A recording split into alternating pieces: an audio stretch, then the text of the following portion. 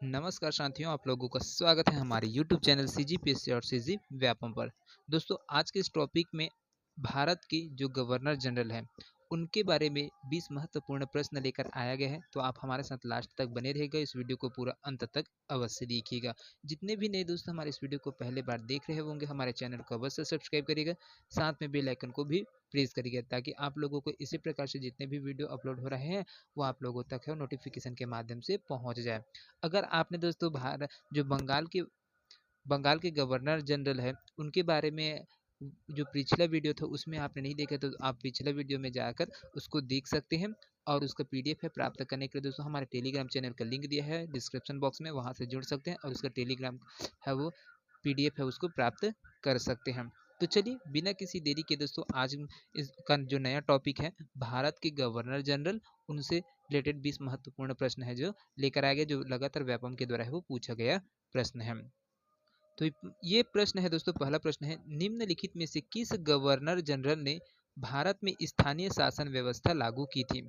Lord Canning ने, Lord Liton ने, Lord Northbrook ने या फिर लॉर्ड रिपन ने, है ना। तो यहाँ पर दोस्तों इसको पूछा गया है तो भारत में स्थानीय शासन व्यवस्था, है ना, स्थानीय शासन व्यवस्था है वो किनके द्वारा है वो लागू किया गया था। तो इसका जो करेक्ट आंसर है दोस्तों वो हो जाएगा आपका ऑप्शन डी है वो बिल्कुल सही हो जाएगा। लॉर्ड रिपन के समय में दोस्तों यहाँ पर स्थानीय शासन व्यवस्था है वो लागू किया गया था। तो कब लागू किया गया था? लॉर्ड रिपन का जो शासनकाल था वो 1881 ईस्वी था, है ना। 1881 ईस्वी में स्थानीय स्वशासन को प्रारंभ किया किनके द्वारा? तो लॉर्ड रिपन के द्वारा।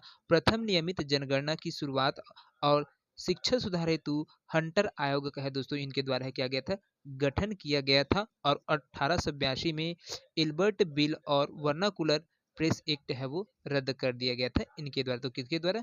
तो लॉर्ड रिपन के द्वारा। तो ये मुख्य बातें हैं दोस्तों जो एग्जाम में बार बार पूछे जाते हैं, तो इसको ध्यान में रखिएगा। चलिए अगला क्वेश्चन की ओर है वो बढ़ते हैं।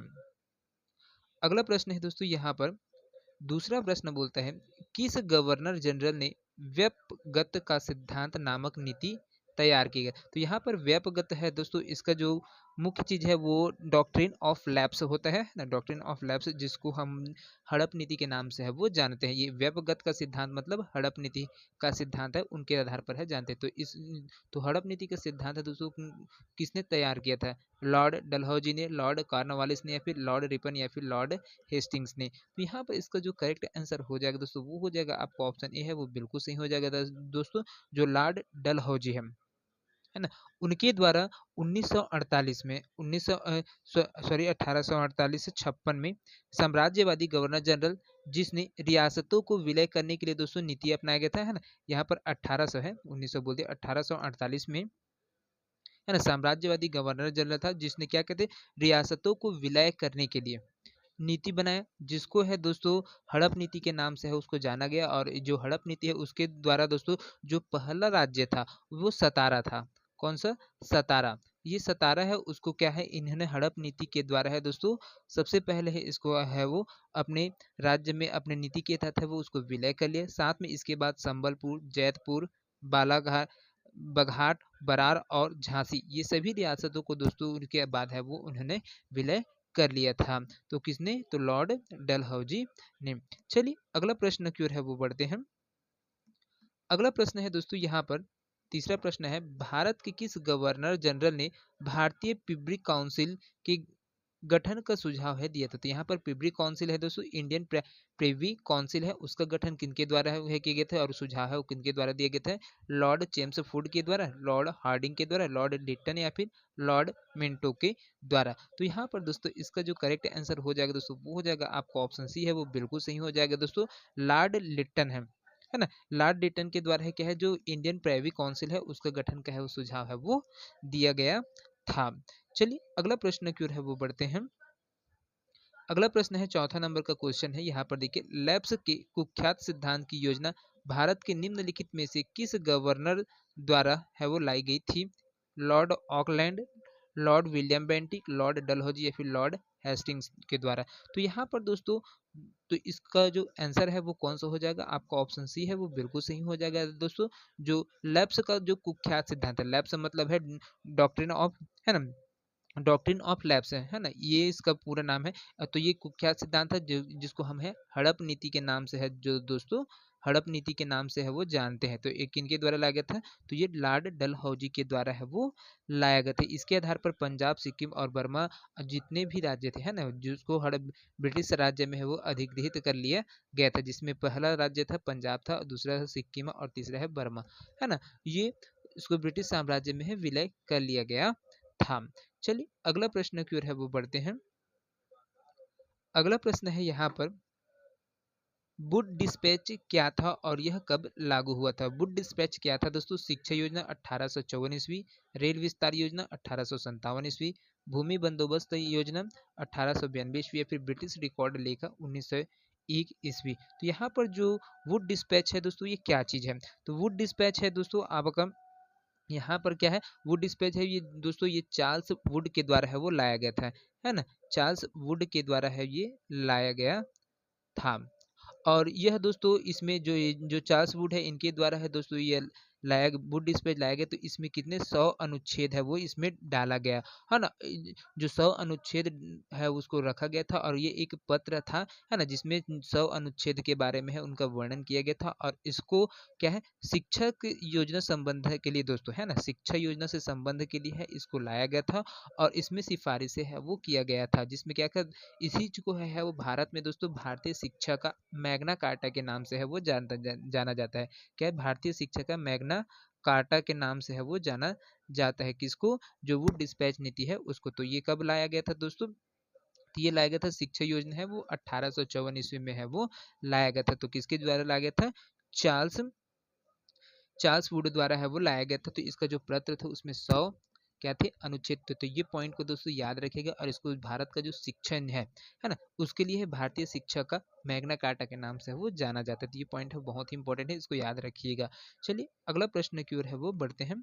अगला प्रश्न है यहाँ पर, छठा नंबर का क्वेश्चन है यहाँ पर, देखिए, गोद लेने की प्रथा का निषेध के नियम को आधार बनाकर लॉर्ड डलहौजी ने निम्न में से किस राज्य का ब्रिटिश साम्राज्य में विलय नहीं किया था।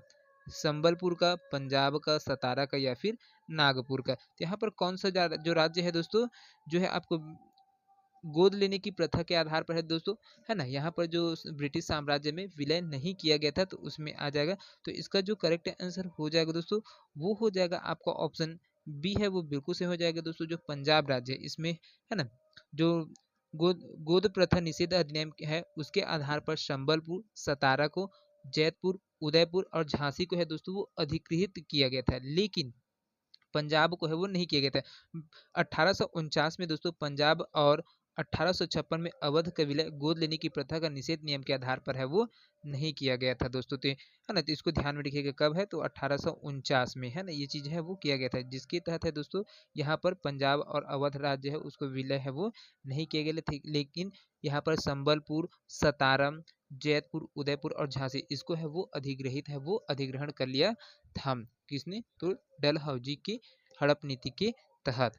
चलिए अगला प्रश्न की ओर है वो बढ़ते हैं।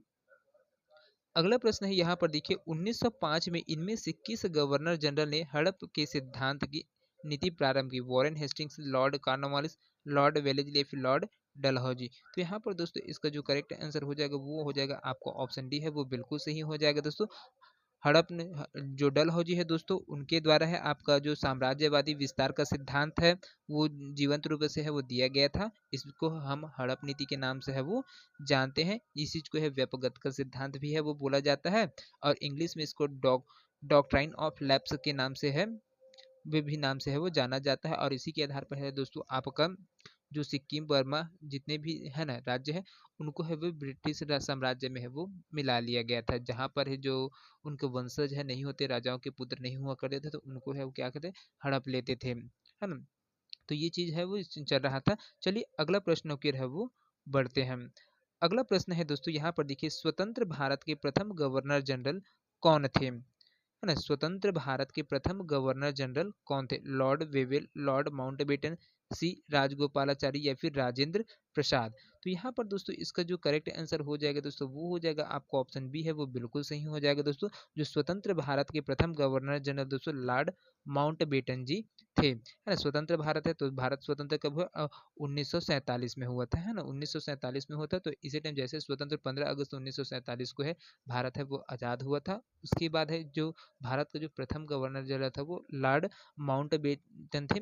लेकिन यहाँ पर एक चीज को आपको और ध्यान रखना है, प्रथम जो भारतीय गवर्नर जनरल बोलेंगे, अगर भारतीय गवर्नर जनरल बोला जाएगा तब आपको सी राजगोपालाचारी को है स्वतंत्र भारत के प्रथम भारतीय गवर्नर जनरल बोला जाएगा तब आप सी राजगोपालाचारी को है वो लेंगे। लेकिन आपको स्वतंत्र भारत का प्रथम गवर्नर जनरल बोला जाता है तो आप लॉर्ड माउंटबेटन को ही लेंगे, है ना। तो ये चलिए अगला प्रश्न क्यों है वो बढ़ते हैं। अगला प्रश्न है यहाँ पर 1857 की विद्रोह के समय भारत के गवर्नर जनरल कौन थे? डलहौजी, कैनिंग, लॉरेंस या फिर इनमें से कोई नहीं। तो 1857 की क्रांति है दोस्तों जब भारत में हुआ था तो उस समय जो गवर्नर जनरल थे वो कौन थे? तो वो हो जाएगा दोस्तों इसका जो करेक्ट आंसर है वो हो जाएगा आपका ऑप्शन बी है वो बिल्कुल सही है दोस्तों यहाँ पर, है ना। लॉर्ड कैनिंग थे, इसको ध्यान में रखिएगा। चलिए अगला प्रश्न क्यों है वो बढ़ते हैं। अगला प्रश्न है दोस्तों यहाँ पर देखिए, गवर्नर जनरल के रूप में लॉर्ड विलियम बेंटिक की निम्नलिखित में से कौन सी उपलब्धि थी? स्थायी बंदोबस्त, असीरगढ़ किले पर अधिकार, ठगी का दमन या फिर पंजाब का विलय। तो यहाँ पर दोस्तों यहाँ पर जो लॉर्ड विलियम बेंटिक है उनमें से जो उपलब्धि मिला था उनको तो वो क्या था, है ना। तो इसका जो करेक्ट आंसर हो जाएगा दोस्तों वो हो जाएगा आपका ठगी का दमन करना है। ये वाला ऑप्शन है आपका बिल्कुल सही हो जाएगा, क्योंकि बेंटिक ने कर्नल स्लीमन और स्थानीय जो रियासत थे उस टाइम में उसकी मदद से है दोस्तों 1830 में, है ना, 1830 ईस्वी में क्या किया, जो ठगी है उसको समाप्त करने हेतु है वो अभियान है वो चलाया था। और इसके परिणाम स्वरूप है दोस्तों 1837 तक, है ना, कब 1837 तक है दोस्तों यहाँ पर ठगों का है वो पूरा अंत हो गया था। जितने भी आपका लूट चपाट करते थे, ठगी करते थे, उनको है वो समाप्त करने के लिए इनके द्वारा है 1830 में है वो अभियान है वो चलाया गया था। तो इस वाला पॉइंट को याद रखिएगा, बहुत ही महत्वपूर्ण प्रश्न है। चलिए अगला प्रश्न क्यों है वो बढ़ते हैं। अगला प्रश्न है दोस्तों यहाँ पर देखिए, निम्नलिखित में से किस गवर्नर जनरल ने भारत में अंग्रेजी शिक्षा प्रारंभ की थी? लॉर्ड कॉर्नवालिस ने, लॉर्ड वेलेजली ने, लॉर्ड एम हर्स्ट ने या फिर लॉर्ड विलियम बेंटिक ने। तो यहाँ पर दोस्तों अंग्रेजी शिक्षा है वो भारत में प्रारंभ करने वाले प्रथम गवर्नर जनरल कौन थे? तो यहाँ पर दोस्तों इसका जो करेक्ट आंसर हो जाएगा वो हो जाएगा आपका Lord William Bentinck. Lord William Bentinck है दोस्तों, इन्होंने जो शिक्षा के क्षेत्र में है वो महत्वपूर्ण है सुधार है वो किया था। और उसने पूरे भारत में दोस्तों फारसी के स्थान पर, पहले क्या चलता था, फारसी चलता था, है ना, फारसी के स्थान पर ही इन्होंने क्या किया, अंग्रेजी शिक्षा को है प्रोत्साहित किया और उन्होंने उसी के माध्यम से है उनके द्वारा है जो पढ़ाई करने के है वो देने के लिए दिया गया, अंग्रेजी शिक्षा को है वो इनके द्वारा है वो लागू किया गया था। चलिए अगला प्रश्न की ओर है वो बढ़ते हैं। अगला प्रश्न है दोस्तों यहाँ पर देखिए, निम्न अंग्रेज शासकों में से समाचार पत्रों पर से प्रतिबंध समाप्त करने का श्रेय किसे मिला है ना। अंग्रेजी शासकों में से जो समाचार पत्रों पर से दोस्तों जो प्रतिबंध है उसको समाप्त करने का श्रेय किसे मिलता है दोस्तों? लॉर्ड विलियम बेंटिक को, लॉर्ड चार्ल्स मेटकॉफ को, या फिर लॉर्ड मैकाले, या फिर वॉरेन हेस्टिंग, या फिर लॉर्ड क्लाइव। तो यहाँ पर दोस्तों इसका जो करेक्ट आंसर है दोस्तों वो हो जाएगा आपको ऑप्शन बी है वो बिल्कुल सही हो जाएगा।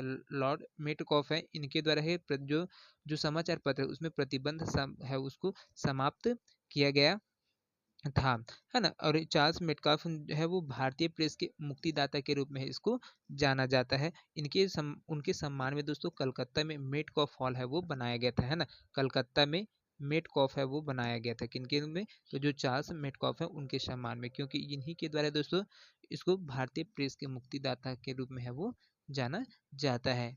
चलिए अगला प्रश्न की ओर है वो बढ़ते हैं। अगला प्रश्न है दोस्तों यहाँ पर 13वां नंबर का क्वेश्चन है, सती प्रथा के विरुद्ध कानून बनाने वाले गवर्नर जनरल का नाम क्या था? Lord Bentinck, Lord Dalhousie, Lord Ripon या फिर लॉर्ड कॉर्नवालिस। तो यहाँ पर दोस्तों जो प्रथम थे जो सती प्रथा के विरुद्ध कानून बनाने वाले जो गवर्नर जनरल थे वो कौन थे दोस्तों? तो आपका ऑप्शन ए है वो बिल्कुल सही हो जाएगा, लॉर्ड बेंटिक, है ना। लॉर्ड बेंटिक ने दोस्तों 1829 में, कब? तो 1829 में, है ना, 1829 में है वो राजा राम मोहन राय के बार बार प्रयत्न करने की वजह से जो लॉर्ड विलियम बेंटिक है उनके द्वारा सती प्रथा का है दोस्तों अंत है वो किया गया था। उसके बाद 1829 से दोस्तों वहां पर जो सती प्रथा है वो बंद कर दिया गया था। तो यहाँ पर एक क्वेश्चन और बनता है दोस्तों जिसमें पूछा जाता है तो किनके द्वारा है वो प्रयास किया गया था, लॉर्ड है ना, लॉर्ड बेंटिक है उनके किसके अनुरोध पर है ना, लॉर्ड बेंटिक ने है जो सती प्रथा है उसके विरुद्ध में कानून है वो लाया गया था। तो यहाँ पर इसका जो आंसर हो जाएगा दोस्तों वो हो जाएगा आपका राजा, है ना, राजा राम मोहन राय है ना। तो इसको ध्यान में रखिएगा, राम मोहन रॉय ने है, इनके अनुशंसा पर है दोस्तों, यहाँ पर इनके द्वारा बहुत ज़्यादा प्रयास किया गया जिसके तहत यहाँ पर है जो जो लॉर्ड बेंटिक है उन्होंने यह कानून है वो लाया था और 1829 में है पूरे सती प्रथा को है वो अंत कर दिया गया था। तो इसको ध्यान में रखिएगा, बहुत ही महत्वपूर्ण प्रश्न है। चलिए अगला प्रश्न की ओर है दोस्तों वो बढ़ते हैं। अगला प्रश्न है यहाँ पर देखिए, अंग्रेजों द्वारा सिंध विजय संपन्न हुआ, कब संपन्न हुआ था दोस्तों? जो सिंध विजय है वो कब संपन्न होता है? लॉर्ड एनबेरो के समय में होता है, लॉर्ड हार्डिंग के समय में होता है, या फिर लॉर्ड ऑकलैंड के समय, या फिर लॉर्ड एम हस के समय होता है? तो किस गवर्नर जनरल के समय में दोस्तों जो सिंध विजय है वो संपन्न हुआ था दोस्तों? तो इसका जो करेक्ट आंसर है दोस्तों वो हो जाएगा आपको ऑप्शन ए है वो बिल्कुल सही हो जाएगा, लॉर्ड एलन बैरो के समय में दोस्तों जो सिंध विजय है वो संपन्न हुआ था, है ना। तो ये तो जो सिंध विजय है दोस्तों वो कब हुआ था? तो ये हुआ था अगस्त अगस्त 1843 में, है ना, अगस्त 1843 में दोस्तों चार्ल्स नेपियर के नेतृत्व में, है ना, यह जो सिंध विजय है वो संपन्न हुआ था। और एनबेरो के जो कार्यकाल को है वो कुशल अकर्मण्यता की नीति के काल के नाम से है वो जाना जाता है दोस्तों। तो इसको ध्यान में रखिएगा, बहुत ही महत्वपूर्ण प्रश्न है। चलिए अगला प्रश्न की ओर है वो बढ़ते हैं। अगला प्रश्न है यहाँ पर देखिए, भारत में प्रथम रेलवे लाइन किस ब्रिटिश गवर्नर के समय में बिछाई गई थी? तो कौन से गवर्नर जनरल थे दोस्तों जिसके समय में यहाँ पर है वो जो भारत में प्रथम है रेलवे लाइन है उसको बिछाया गया था? लॉर्ड डलहौजी, लॉर्ड कर्जन, या फिर लॉर्ड वेलेजल, या फिर लॉर्ड लिट्टन के समय में? तो कौन थे उस टाइम के जो गवर्नर जनरल भारत के? तो यहाँ पर दोस्तों ये हो जाएगा आपको ऑप्शन ए है वो बिल्कुल सही हो जाएगा, लॉर्ड डलहौजी थे दोस्तों, है ना। तो लॉर्ड डलहौजी के समय में यहाँ पर है ब्रिटिश गवर्नर के समय में जो है वो रेल लाइन है उसको बिछाया गया था। चलिए अगला प्रश्न की ओर है वो बढ़ते हैं। अगला प्रश्न है दोस्तों यहाँ पर, किस गवर्नर जनरल ने दास प्रथा को भारत से समाप्त किया था? तो दास प्रथा को समाप्त करने वाले जो गवर्नर जनरल थे दोस्तों वो कौन थे? कार्नवालिस ने, एलेन बरो ने, जॉन सोर ने, या फिर विलियम बेंटिंग ने? तो किनके द्वारा है दोस्तों भारत में दास प्रथा को समाप्त किया गया था? तो इसका जो करेक्ट आंसर है दोस्तों वो हो जाएगा आपका एलन बरो। इनके द्वारा है वो जो क्या कहते हैं दास प्रथा को है भारत से है वो समाप्त किया गया था। तो कब समाप्त किया गया था? तो 1843 ईस्वी में, है ना। 1843 में एलन बरो ने दास प्रथा का है वो अंत है वो किया था। तो ये वाला जो डेट है दोस्तों सेशन को है वो आप नोट करके रखिएगा, बहुत ही महत्वपूर्ण प्रश्न है ये। जो जितने भी व्यापम के द्वारा एग्जाम कंडक्ट कराए जाते हैं उसमें इस प्रकार के क्वेश्चन है आपको अवश्य है वो देखने को मिलता है। चलिए अगला प्रश्न की ओर है वो बढ़ते हैं। अगला प्रश्न है यहाँ पर देखिए, निम्न में से कौन अवध का ब्रिटिश रेजिडेंट था जब अवध का ब्रिटिश साम्राज्य में विलय हुआ था, है ना। तो कौन है अवध का ब्रिटिश रेजिडेंट है वो कौन था दोस्तों? यहाँ पर देखिए जेम्स आउटरम दिया गया है, WH स्लीमैन दिया गया है, बिशप आर हेबर दिया है और जनरल ओ दिया गया है। तो यहाँ पर कौन थे दोस्तों उस समय में ब्रिटिश रेजिडेंट? जब कब? तो अवध का ब्रिटिश साम्राज्य में विलय किया गया था तब। तो इसका जो करेक्ट आंसर है दोस्तों वो हो जाएगा आपका ऑप्शन ए है वो बिल्कुल सही हो जाएगा दोस्तों। यहाँ पर जेम्स आउटरम है ना, जेम्स आउटरम को अवध का रेजिडेंट है दोस्तों नियुक्त किया गया था। और जिसके तहत यहाँ फिर जो अवध के जो आंतरिक मामले में उसमें है इनके द्वारा है वो हस्तक्षेप है वो कर सकते थे। तो ये वाला आपको ऑप्शन ए है वो बिल्कुल सही है। चलिए अगला प्रश्न की ओर है वो बढ़ते हैं दोस्तों। अगला प्रश्न है यहाँ पर, लॉर्ड डलहौजी द्वारा अवध का अंग्रेजी राज्य में विलय निम्न में से किस नीति से हुआ था? अपहरण की नीति द्वारा, युद्ध द्वारा, सहायक संधि द्वारा, या फिर कुप्रशासन द्वारा? तो यहाँ पर जो अवध है दोस्तों उसका विलय है वो अंग्रेजी शासन में, है ना, अंग्रेजी साम्राज्य में उसको विलय किया गया था। तो किसके तहत है वो, किस नीति के तहत है या फिर रीति के तहत है वो हुआ था? तो ये है दोस्तों आपका ऑप्शन डी है वो बिल्कुल सही हो जाएगा, कुप्रशासन द्वारा है दोस्तों। यहाँ पर जो अवध राज्य था, है ना, उसको लॉर्ड डलहौजी के द्वारा क्या गया अंग्रेजी राज्य में है वो विलय कर लिया गया था। भारत में जो अंग्रेजों की पताका फहराने का वाला था दोस्तों गवर्नर जनरल लॉर्ड डलहौजी थे। इनके द्वारा हड़प नीति है वो लाया गया था और ये एक साम्राज्यवादी नीति था और इसी है ना, इसी के तहत है वो क्या करते थे, अंग्रेजी रियासत में जितने भी राज्य में हड़प उनके जो राजाओं के पुत्र नहीं हुआ करते थे, है ना, तो उनको है हड़प नीति के तहत है दोस्तों उसको अपने राज्य में है वो मिलाय कर लिया करते थे, है ना, तो इसको ध्यान में रखिएगा, बहुत ही महत्वपूर्ण प्रश्न है दोस्तों। और यहाँ पर दोस्तों जो हड़प नीति के तहत जो ब्रिटिश राज्य में शामिल होने वाले जो देशी रियासत थे, उसमें आपका पहला था क्या है, सतारा था, है ना, इसको ध्यान में रखिएगा, सतारा है, इसको है वो रखा गया था। और साथ में ये कब सतारा को है वो 1848 में दोस्तों 1848 है, इसमें है वो प्रथम बार है वो विलय कर लिए गए थे। उसके बाद संबलपुर है और जैतपुर है, इन दोनों जो साम्राज्य थे, है ना, देसी रियासत, उनको 1849 में इनको यहाँ पर है उनको 1849 में इनमें विलय कर लिए गए थे। जो झांसी है महारानी लक्ष्मीबाई के नाम से जिसको जानते हैं, उनके भी पुत्र है नहीं थे, है ना, मृत्यु होने के बाद है वो 1853 में दोस्तों यहाँ पर उसको भी हड़प नीति के तहत अपने साम्राज्य में मिला लिया गया था। और साथ में जो बलाघाट, उदयपुर, नागपुर, बरेली, ये सब भी है वो हड़प नीति के तहत लॉर्ड डलहौजी के द्वारा अपने साम्राज्य में मिला लिया गया था। चलिए अगला प्रश्न की ओर है वो बढ़ते हैं। अगला प्रश्न है दोस्तों यहाँ पर देखिए, अधोलिखित युग्मों में से कौन सुमेलित है, जो सुमेलित है उसको बताना है दोस्तों। 1849 ईस्वी सतारा का विलय, 1848 ईस्वी पंजाब का विलय, 1856 ईस्वी अवध का विलय और 1855 ईस्वी झांसी का विलय। तो यहाँ पर दोस्तों इसका जो करेक्ट आंसर है वो क्या हो जाएगा, जो सुमेलित वाला है दोस्तों ऑप्शन है, तो वो हो जाएगा क्या, आपका ऑप्शन सी दिया गया है दोस्तों यहाँ पर, है ना, 1856 ईस्वी अवध का विलय है वो हुआ है करके बोला गया है। तो ये वाला दोस्तों बिल्कुल सही हो जाएगा, आपका ऑप्शन सी है वो बिल्कुल 1856 में अवध का है वो विलय है वो कर लिया गया था। बाकी आपका जो झांसी का विलय है दोस्तों, है ना, झांसी का विलय है वो कब हुआ था, तो 1853 में है वो हुआ था, है ना, 1853 में झांसी का विलय है वो किया गया था। और साथ में आपका जो सतारा है उनका विलय है आपका 1848 में है वो किया गया था, है ना, ना कि 1849 में। इस प्रकार से दोस्तों ये बहुत ही महत्वपूर्ण क्वेश्चन है, इसको ध्यान में रखिएगा। चलिए आज के सेशन का अंतिम क्वेश्चन है, 20वां नंबर का क्वेश्चन है जो बहुत ही ज्यादा महत्वपूर्ण है। भारत के प्रथम रेल लाइन का निर्माण किन नगरों के बीच है वो हुआ था, हावड़ा और श्रीरामपुर, बम्बई और ठाणे, मद्रास और गुंटूर, दिल्ली और आगरा। तो यहाँ पर दोस्तों इसका जो करेक्ट आंसर है वो क्या हो जाएगा दोस्तों, तो यहाँ पर इसका जो करेक्ट आंसर है दोस्तों वो हो जाएगा आपका ऑप्शन बी है वो बिल्कुल सही हो जाएगा।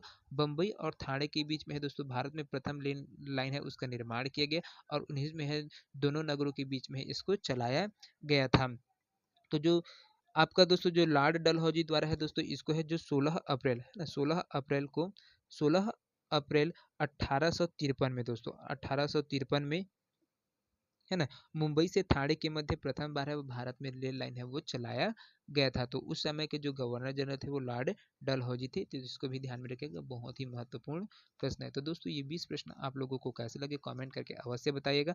वीडियो पसंद आया होगा दोस्तों तो ज़्यादा से ज़्यादा लोगों तक शेयर करिए। तो मिलते हैं अगले वीडियो में, तब तक के लिए जय हिंद, जय Chhattisgarh, thank you so much दोस्तों।